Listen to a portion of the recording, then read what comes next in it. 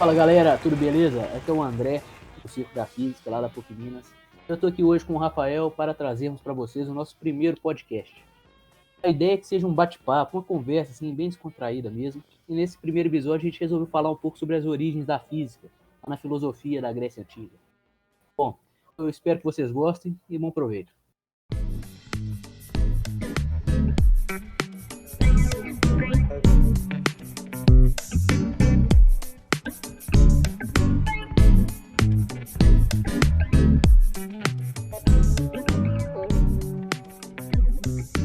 A gente sabe que Aristóteles foi um grande filósofo, né, e físico também, mas ele, ele claramente tinha conhecimento de físicos que vieram antes dele. E tinha na Grécia Antiga, na região da Jônia, onde ficava a cidade de Mileto, né, do famoso Tales de Mileto, em o que foi Aham. chamada posteriormente de Escola Jônica. Era digamos, uma escola de filósofos que discursavam sobre a natureza, estudavam a natureza. E Aristóteles deu um nome para eles de Physicoi, o que seria algo como físicos, né? É, Physis, do grego lá, natureza, às vezes também como Isis seria uma divindade primordial da natureza para a religião da mitologia grega lá.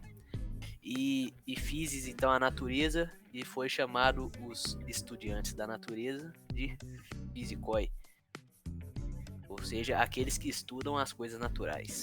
Bom, e o que esses caras estavam querendo entender, né? Eles principalmente tentavam discutir o que cada um achava que seria a arqué, que é o elemento primordial da natureza, né? Então Tales de Mileto, né, o grande matemático, por exemplo, para ele era a água, o elemento que constituía tudo, né? E aí a água sendo comprimida ou expandida iria formar as diversas outras coisas que existem, né, na natureza. E também temos Anaximandro, outro filósofo pré-socrático ali importante, que veio com a ideia do infinito, né? O infinito sendo a, o elemento primordial da natureza. Olha que interessante. O que uhum, constituía a natureza para ele era a infinitude. O infinito era imanente à natureza. E né, eu acho que, se eu não me engano, o discípulo dele, Anaxímenes, né, ele fala ainda do ar infinito, considerando o ar, né, ele possivelmente viu que nós seres humanos aqui, quando a gente fica sem ar, né, a gente passa mal, né? Ou é, todos os animais também precisam respirar. E pensando nisso, possivelmente ele ligou esse ar, pegou a ideia de infinito ali do Anaximandro e pegou então esse ar infinito como elemento primordial. Depois ainda veio Heráclito, que a gente vai falar mais para frente, né? Que uhum. pensou o fogo. O estudo constitui-se do fogo. Eu acho até isso bacana. Ele possivelmente não estava pensando assim, né? Mas é como se a gente pode relacionar o fogo com energia, né? Você concorda comigo? Sim, sim. Calor, né? E de certa forma a gente sabe hoje em dia que existe uma equivalência de massa, né, e energia. A gente pode falar que existe energia em tudo, né, na natureza. Exatamente. Eu acho que essa questão de energia vai cair bem para Heráclito, né, com que a gente vai desenvolver aqui, né, sobre como ele percebe as coisas, né, o ser, a realidade, que vai fazer eu acho que vai fazer sentido. Claro que eles não falam sobre energia em si, né, mas vai meio que dá para fazer essa conexão, né. Pois é. E aí, para ele, então, esse fogo, e o fogo tá sempre em movimento, né? A gente nunca viu uma chama lá na fogueira parada, né? A Exatamente. flama, ela tá sempre flamejando, tá sempre em movimento. E aí, mais para frente a gente vai voltar nisso, mas para Heráclito de Éfeso, esse era o elemento primordial. Se eu Aham. não me engano, ele pensava ainda assim, o fogo, se comprimido, formaria a terra, né? E Sim. ou se fosse expandido, né, aí seria um outro movimento na direção contrária, ele viraria o ar. Aham. É o Então, que tem eles que ficar tinham claro, né, tipo, os filósofos, né, dessa época, os pré-socráticos que a gente está tratando aí mais no começo, eles tratavam alguns elementos que eles chamavam de elementos, né, naturais da Terra, eles tratavam como se fosse algo essencial para a existência do isso. mundo que vemos, né, tanto a água, o ar e o fogo.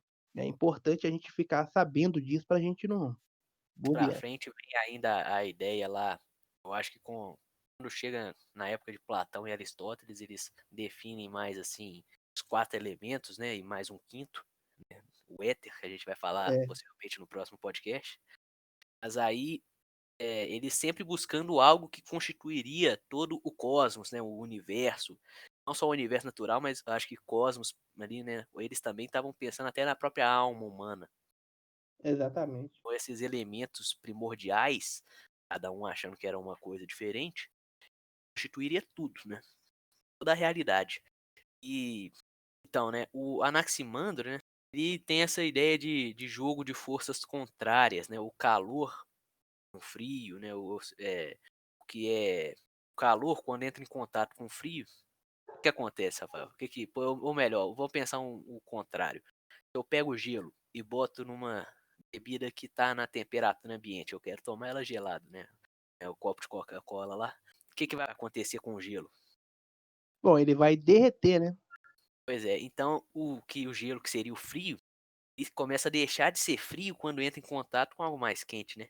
Aí ocorre uma busca de equilíbrio. Olha só, Anaximandro já estava pensando assim, né, uma busca do equilíbrio na natureza. Aí ele, na filosofia dele, Aham. ele fala que a natureza nasce é corrompida pelos fenômenos naturais, a chuva, o vento, o sol forte. E assim, né, esses fenômenos naturais estão na ordem do tempo, né? O tempo vai correndo e vai corrompendo a natureza até que ela morre.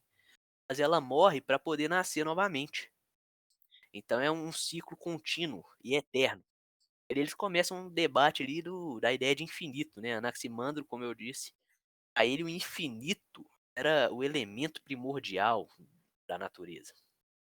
E aí depois disso, né, Anaximandro então com essa ideia, ele entra em contato ali, né, vai junto com a ideia do Heráclito, que era do fogo, né, do devir. Sim, sim. É muito interessante, velho, que você vai percebendo, né, pra quem já tá familiarizado com a física, é que esse processo da construção da física, né, mesmo nos pré-socráticos, é como se fosse um código genético da física que temos hoje, né.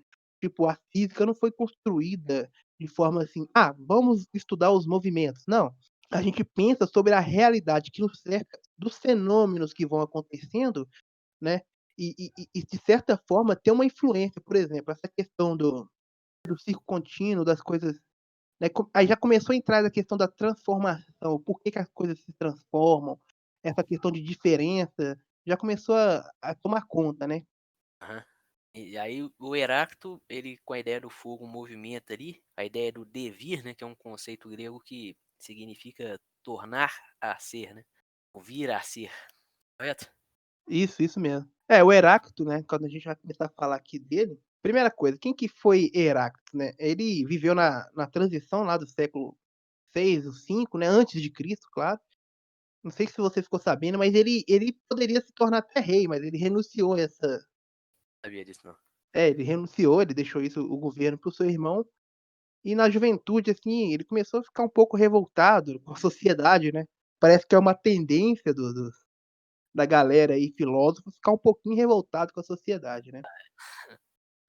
Mas assim, na a sua teoria filosófica, assim, começando a falar, né, Heráclitos, o cosmo, né, é um fogo, como você mesmo citou, que acende e apaga conforme o movimento, né. Certo. Assim, este filósofo que pensou que o mundo é uma constante mudança, né, e ao mesmo tempo como uma unidade formada de opostos, né. E isso é muito importante, essa questão de oposto para ele, que gera essa questão do movimento, que as coisas fluem, as coisas não são estáticas. E pelo que eu pude compreender, que ele causa uma mudança na filosofia, porque a filosofia deixou de ser apenas estática, porque, por exemplo, quando você vai estudar o ser, né, o ser, você vai estudar, vamos supor, uma planta. Quando você estuda uma planta enquanto planta, é uma coisa, mas o que é estudar uma planta que se transforma em árvore, né? Esse ser é um ser em movimento. E isso é bastante complexo, né, quando entra nessa questão de filosofia, porque não é mais estático, é uma coisa em movimento. A gente quando a gente é criança, digo, a gente sempre fica interessado, curioso, né, o que que tá acontecendo? Aquela planta era só uma sementinha, né, muitas vezes a gente faz isso na escola, né, planta uma semente de feijão dando algodão ali com água, não é isso? A gente vê que é uma semente e de repente tá nascendo ali alguma coisa, né, e aí a gente pensa, está acontecendo uma mudança. Aí eu acho que a gente começa a perceber também, construir algo que é muito difícil, na verdade, de se comentar, mas é a questão do tempo, né? O tempo é algo que tá meio que intrínseco, né, às nossos raciocínios, né? Aham. É, essa questão do tempo que você fala, eu acho muito interessante, porque não é pra gente hoje, né, a gente calcula a velocidade, né, que a velocidade é o quê? A variação da posição em relação ao tempo. Só que essa relação não é trivial, né, Não, pois é, relacionar o tempo com algo que se transforma e que muda. Tá, o tempo vai passando e as coisas vai se transformando, mas quem que associar isso ao tempo não é trivial, assim, não nasce de uma noite por dia, né. pois é, até surgem muitos paradoxos, né? Acho que você pode falar um pouco melhor o paradoxo do Aquiles contra a tartaruga? Sim, posso falar, que é o seguinte, mas para eu chegar até aí, o que que eu vou fazer? Eu vou falar de Parmênides. Sim, porque Que nem todo mundo aceitava essa ideia, né, de transformação. Exatamente. Tipo assim, tá, a gente falou de Heráclito, vamos só para situar aqui, Resumindo aqui, né, o Heráclito pensava o elemento primordial como sendo o fogo que está sempre em movimento. que tá sempre em movimento. E ele é o pai da dialética. É, dizem que ele é o pai da dialética, pelos estudos, né, que a gente pode compreender. Por quê? Tá, a realidade é sempre em movimento, é um movimento, tá. As mudanças ocorrem sempre de um polo a outro. Então, tá, o que que é isso? Isso significa diferença. Essas coisas, essa harmonia, essa questão, essa condição de movimento da mudança, e quando a gente fala em movimento, não vamos pensar apenas tipo um carro deslocando, mas as coisas se transformando. Não só o movimento físico, como o movimento de ideias, né, algo que as suas ideias vão se transformando, vão melhorando, né, pelo menos Hã, na tendência, né. Então, o que que Heráclito construi com essa questão de dialética? Essa dialética tem a ver com o conflito e da mudança. É, tipo assim, igual você falou do frio e do calor, né, o quente e o frio, melhor dizendo. são O opostos, né. Os opostos. E essa diferença, vamos supor, a gente sabe que quando há contato entre algo frio e algo quente, o frio ele tende a se esquentar por conta há um fluxo de calor, né, Aham. desse corpo quente que vai enviando esse fluxo de calor para esse corpo frio, por exemplo. Hoje a gente sabe que é a energia cinética, né, das partículas ali. Isso, isso. E tipo, então, Transmitir. esse conflito de diferença que traz esse movimento. Então essa é a dialética que de primeira mão que Heráclito desenvolveu, que eu Só acho muito deixando claro interessante.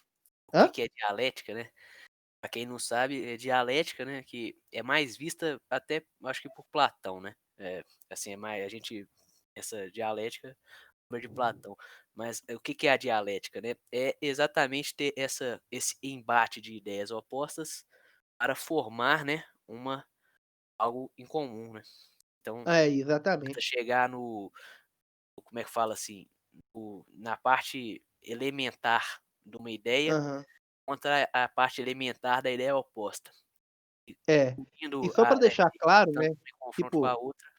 Hã. aham. E só para deixar claro, se existe algum filósofo aí ouvindo a gente, aqui nós somos amantes da filosofia, mas nós somos estudantes de física, talvez pode ter alguma imprecisão nas nossas falas, mas a intenção é boa, né, André?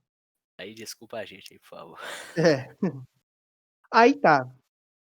Então, beleza, Heráclito, ele tinha essa ideia da questão do vir a ser, né. O que que é Hã. o vir a ser? É que, vamos supor, se algo é quente, ela vai se tornar frio, então ele vai essa transformação é a questão do vir a ser, né, e que tá relacionado com a dialética. E uma coisa que é importante falar, para Heráclito, tudo é uma coisa só. Mas assim, essa uma coisa é composta dessas questões de oposição, né. Aí a gente pensa: "Tá, mas quando a gente na nossa imaginação hoje, o que é os opostos, eles se anulam, né. O negativo com o positivo, quando eles se juntam, se anulam. Mas não certo? é essa questão que Heráclito trabalha. A questão dos opostos, a gente pode só para deixar um pouco mais, como eu posso dizer, mais dinâmico para a gente entender, é a questão tipo do ímã, né. O norte e o sul do ímã, eles se atraem até se formar um corpo só. Só para deixar claro, para a gente entender. Entendi. Então São opostos, mas eles também não são separáveis, né, não existe um monopolo magnético. exatamente. Quando eles se juntam, né, esse ser, né, por causa dessa diferença, eles se tornam um. E essa questão aqui vai ser muito importante, porque mesmo a gente sabendo, ou quem não sabe vai saber agora, que Parmênides é um pouco diferente do Heráclito, essa questão do uno, é meio que une os 2. Eh, lembrando que o meu foco é chegar aonde? Lá em Zenão. Agora eu tô chegando por exemplo, em Parmênides agora. Parmênides, vamos partir da questão assim, André, o que é o ser? O ser é isso, vamos supor, imagina aí, eu tô com o meu livro aqui na minha mão. Este livro é o ser livro, ele é o livro. Sim. Eh, se ele é um livro, ele é um ser, ele não pode não ser, né. Vamos forçar a mente aí, é difícil. É, pois é. Algo que é, não pode não ser, Sim, é contraditório, né. é contraditório. E outra coisa, o não ser é um nada para Parmênides. O não ser é um nada. O nada existe. Isso eu acho muito interessante, meio que buga a mente. O nada existe, né, em o nada não pode existir. Se o nada existe, ele é alguma coisa, correto? Então, para Parmênides, o nada não existe. Então, aí que está a diferença. Se o nada não existe, aquilo o que é sempre foi. Porque, por exemplo, quando você nasce, você um dia não era, você não era, e você veio a ser. Mas não faz sentido, você é e veio de uma coisa que não era, ou seja, o nada, uma coisa que não existe, se tornou a ser, para ele não faz sentido. Ficou um pouco claro? Ficou meio confuso? Ah, ficou claro. Se você entendeu, para mim já está o suficiente. Então, é tipo assim, se então não, para ele, partindo desses pressupostos, para ele não existe essa questão do vir a ser, não existe a mudança, tá. Pra ele as coisas são assim, perfeitamente assim. Tipo, o que que é algo que não muda, que não há mudanças, que é inteiramente da forma que é, isso é algo que a gente pode falar, então isso é perfeito, né, não há mudanças. Mas você pensa: "Pô, mas aí ele tá de sacanagem, né", porque a gente vê uma plantinha se transformando uma semente se transformando em plantinha, se transformando em árvore. Que ele acha que é isso? Pois é, ele acha que tudo isso que nós presenciamos sensorialmente, né, nossos sentidos, é tudo uma ilusão. Na verdade, o movimento não existe, O movimento é ilusório. o movimento é ilusório. Aí tá, então para ele nada muda, diferentemente do Heráclito, que tudo muda. Igual eu falei, mas eles têm uma coisa em comum, é que para Heráclito,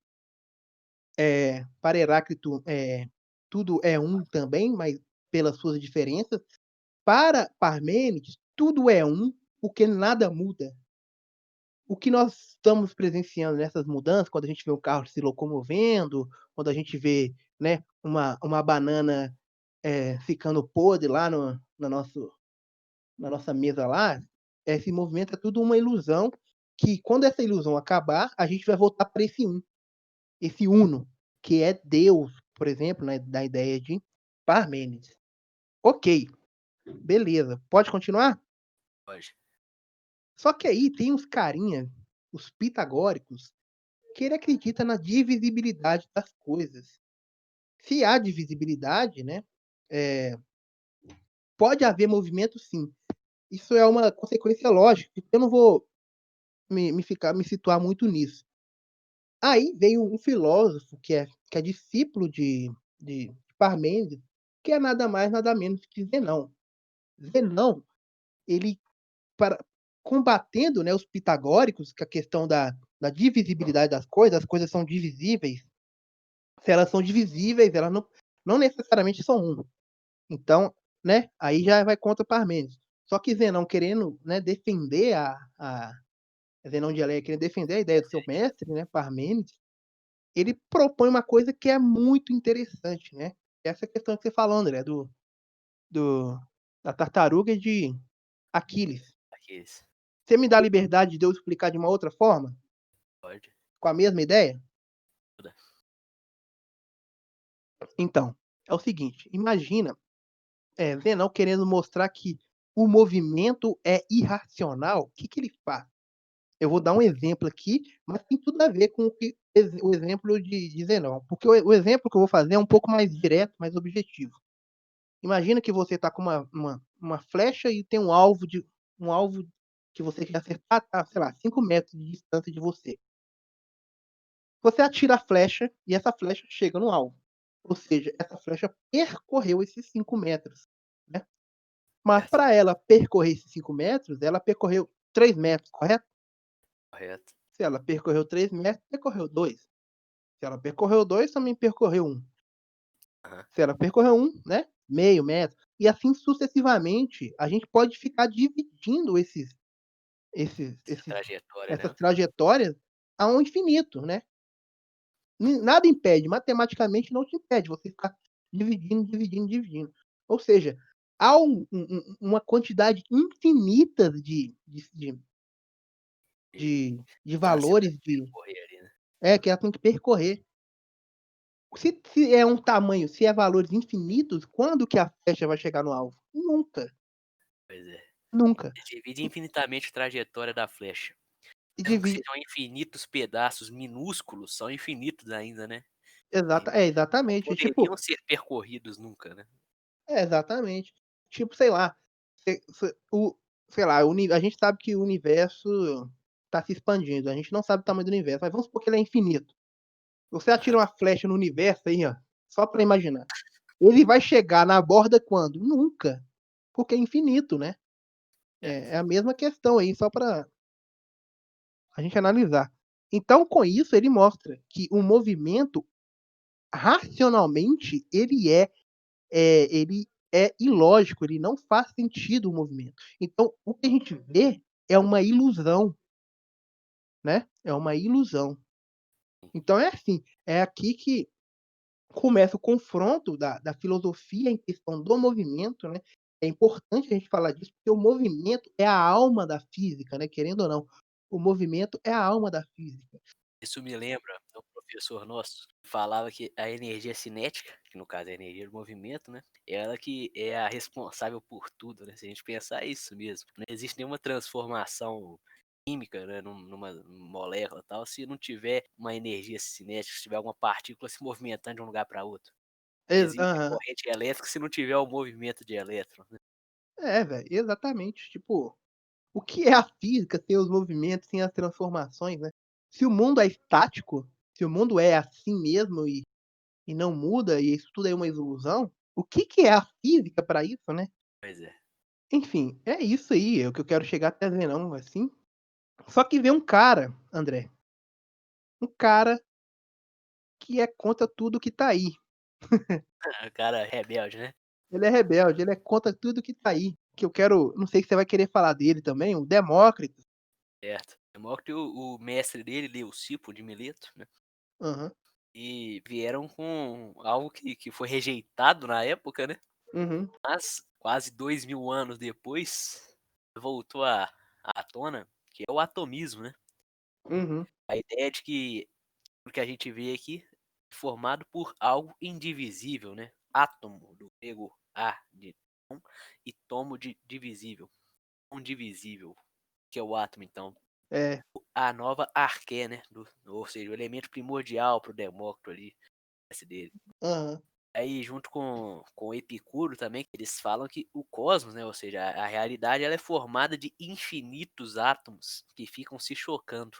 Alguns nesses É, choques se combinam, né, e formam o que a gente está vendo, e outros não se combinam e aham. ficam só continuando seu movimento infinito. E aí, eu acho que é interessante a gente ver que é como se fosse uma mistura dos 2, né, do Heráclito, do Parmênides. De certa forma, você concorda comigo? Olha, eu concordo sim, viu. Porque, se me dá licença, eu vou explicar o porquê que eu Ah, concordo. Espero que eu não esteja cometendo algum pecado aqui da filosofia. filosofia. Porque por que que eu concordo que parece que Demócritos é meio que uma junção do Parmênides e de Heráclito. O que que Demócrito fala? Bom, pelo que eu estudei, é o seguinte: não, as coisas mudam sim, as coisas mudam. Há um movimento sim, Não é ilusório, né, o movimento é real. é real. Só que, se tudo for movimento, como que as coisas vão ser, né? Vão ser, entendeu? Tipo, Posso eu não tenho definir um palavras melhores para conceito, definir isso. se esse Hã? conceito ele não se como é que eu posso definir algum conceito? Esse conceito ele vai estar em Exatamente, movimento e logo em seguida ele não vai ser mais o mesmo, né. exatamente, tá? Tipo, tá, realmente tudo não é ilusão, as coisas mudam, mas existe alguma coisa que tem que ser algo por si só, né, algo completo por si só. Certo, E o que seria esse algo? É algo que não é divisível, ele é propriamente completo, né. Então veio o e tem aquela questão do tomos que que parte da ideia de divisível, né, de parte de e o "a", que é o como você falou, que é o sufixo de negação, e tem a ideia do átomo, né, aquilo que é indivisível. O átomo, gente, presta atenção, a gente tem que pensar aqui, a gente não pode cometer o erro que: "Ah, Demócritos pensava assim". Não, a gente não sabe como Demócrito pensava. A gente tem um texto dele, né. Então a gente fica falando: "Ah, então o Demócritos pensava que o átomo era uma bolinha pequenininha". Não, a gente não sabe, mas a gente sabe que o átomo é um conceito o indivisível, aquilo que é completo por si só, que faz parte de toda, essência das coisas. E as coisas mudam sim, porém o átomo ele é completo por si só. E é através do átomo que nós conseguimos, né, basear as coisas do ser. Concorda, André? concordo. Bom, e aí, vou deixar aqui uma frase, né, do professor Tarso Alves, professor de filosofia do Instituto Federal Fluminense, que fala o seguinte, né: "A compreensão do princípio originário, ao se dar a partir de elementos físicos, comporta também a compreensão de um espaço e tempo objetivos". Aí a gente vê esses primeiros filósofos estavam estudando o espaço e o tempo, o movimento como sendo, né, hoje a gente vê é a variação do espaço, né, pelo tempo. E Aham. que isso, essa visão de mundo desses filósofos, né, ela tinha um caráter científico já, né. Sim. Cada um lançava uma hipótese e eles tinham até esse costume, né, o mestre tinha uma hipótese, ele tinha uma ideia, uma teoria dele. Não que eles testassem muito, né, mas ele tinha aquela ideia e incentivava os discípulos a pensar ideias diferentes, né, tentando superar o outro. É verdade. Com ele sempre buscando argumentos para refutar a ideia anterior. Aham. E aí você vê que eles tinham então esse caráter científico e holístico, né, buscando dar o todo, a natureza. É igual, André, eu te falei, igual eu falei com você anteriormente na nossa conversa, tipo, os os filósofos antigos, eu tenho completo, assim, admiração por eles. Porque, igual eu falei, eles não tinham experiência em questão da tecnologia que temos hoje, a questão da ciência já não estava tão estabelecida como hoje. Esse acesso até de outros países que nós temos hoje, os conhecimentos dele era puramente racional, sabe, tipo assim, não que hoje não seja, mas era, igual eu falei, puro, era Razão completamente pura. puro.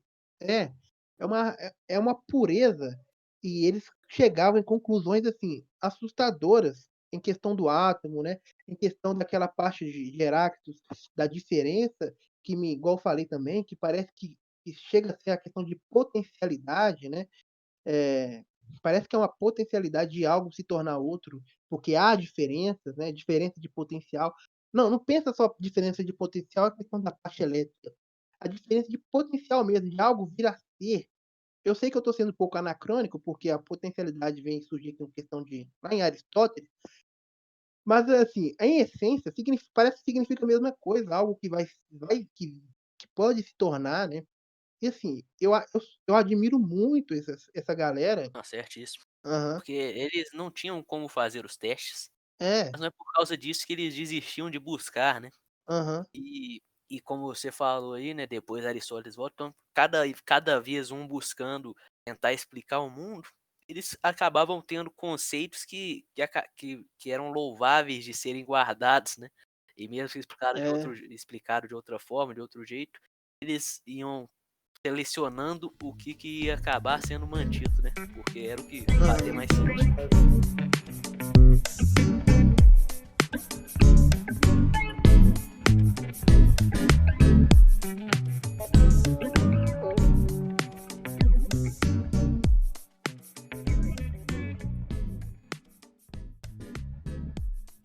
É, então assim, esse é nosso primeiro podcast, né, a gente teve muita filosofia, vai ter ainda muita filosofia, até a gente chegar na física propriamente A dita, como a a gente vê hoje. física, né, como a gente viu no grego, que é a filosofia natural, né.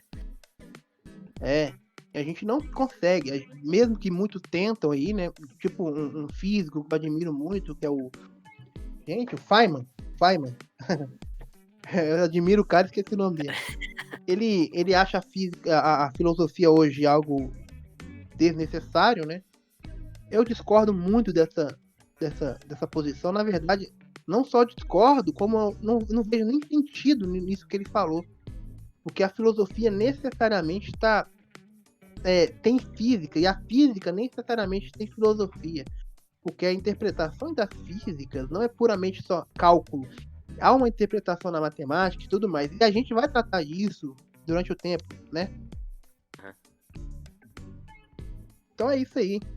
Então, eu espero que vocês tenham aprendido alguma coisinha aqui sobre os filósofos pré-socráticos e a origem da física, os primeiros tratados ali sobre movimento, sobre o infinito, o tempo, o espaço. E espero que vocês estejam aqui na próxima para a gente conversar um pouco mais. Valeu! Valeu, galera, até mais.